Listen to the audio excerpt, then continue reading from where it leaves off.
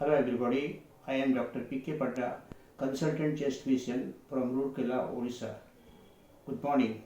The purpose of my talk is not to frighten anyone but to present few facts about the misuse of masks and its consequence in COVID-19.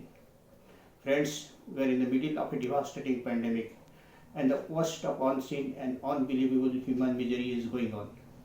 The entire world is in a state of war against the invisible enemy whose agenda is to harvest death. To win this war, each and every citizen of the world has to be warrior, and the weapon being self-realization and self-protection. Realization of that I am a bona fide warrior.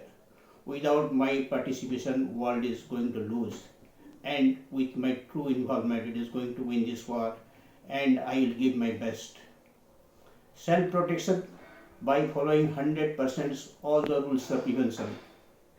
If all the citizens of the world understand deeply and follow these basic principles vigorously for 1 month, that will be the end of the deadly virus and will be able to kick the monster back to the wet market of China. Now, coming to masks, we must acknowledge that it is not a simple piece of cloth. It is a scientific tool available today because of research of many years and having its protocol of use. It is a sorry state of affair that we are not following the protocols and paying the price for it. It must be very clear in our mind that masks is a double-edged sword. On one hand, it is the savior, it is the best weapon. But on the other hand, it can spread the disease if rules are violated and its protective value can turn to negative. Many people are complaining that they had the disease in spite of using the masks. Using masks is mandatory, but using it properly and scientifically is the demand of this pandemic. And it is threatening to notice how unscientifically and improperly it is being used even by the valued people. We must learn to succeed, and repetition is the key to success. Now coming to masks proper, we have three types of masks. First is surgical mask. This type of mask is meant for healthcare professionals and hospital patients not on oxygen therapy. It is not meant for all because of two reasons. First, it is disposable and for single sitting use. One cannot use it for days together as we are doing. We are using it till the outer bright blue surface turns into dirty yellow.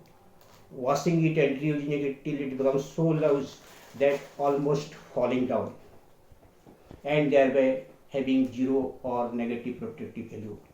The second cause being it requires complex biomedical disposal procedure. One just cannot dispose it anywhere, thereby spreading the infection. Government should have strict rules on its availability, uses and disposal. The second type of mask is called N95 mask. So called because it is supposed to give 95% protections against droplet and aerosol infections. But N95 masks, if not used properly as we are doing, can be N30 or even less. There are three types of N95 masks. First is this is plain one. Second is this is with expiratory valve. Both these varieties are not washable, but one can reuse it after keeping it for 7 days in a closed paper bag or zip bag and can repeat the cycle till the fitting is tight. Once the fitting becomes loose, it should be discarded. But unfortunately, we are using it continuously for days, even washing it and reusing it till it becomes saggy, lifeless and worthless, and thereby again having zero or negative protective value. The third type of N95 mask, which is recently available, is washable, and the company claims that it can be used for 30 weeks with weekly wash. The next type of mask is cotton mask. So many varieties are available in the market. One has to wash it thoroughly with soap and water after every use, whatever the duration may be, and can reuse it after drying till the fitting is tight.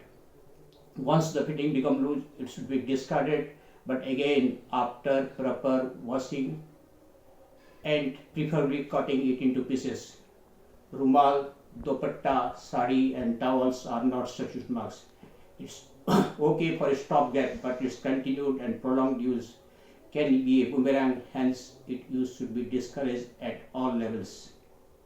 We must understand that in a pandemic where the community spreads, the outer surface of the mask is contaminated and contagious. One should never touch it with bare hands.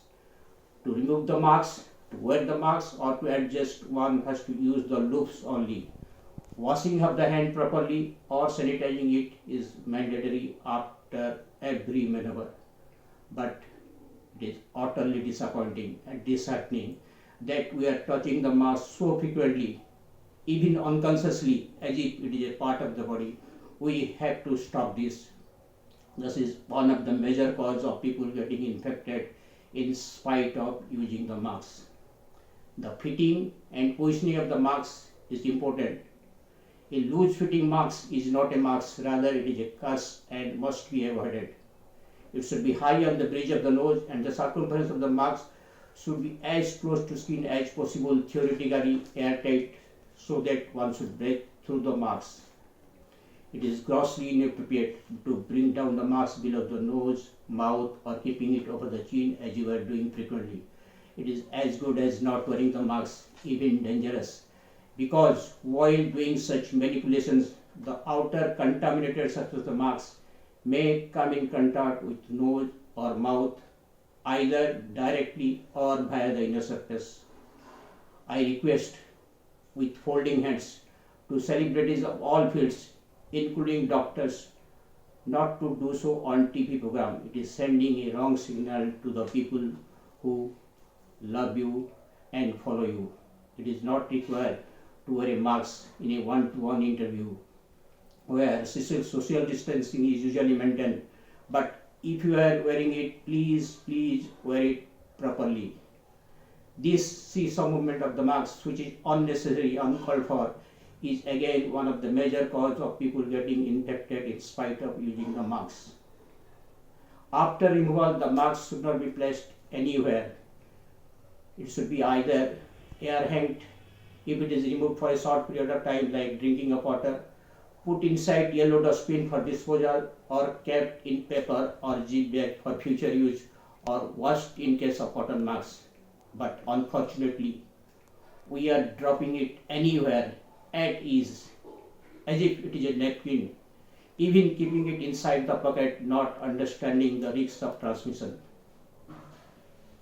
We have to stop this. We have to stop this ignorant but suicidal habit of spreading the infection. It is awful that I have seen doctors taking it out from their apron pocket. In the beginning of the pandemic, everybody was telling of breaking the chain.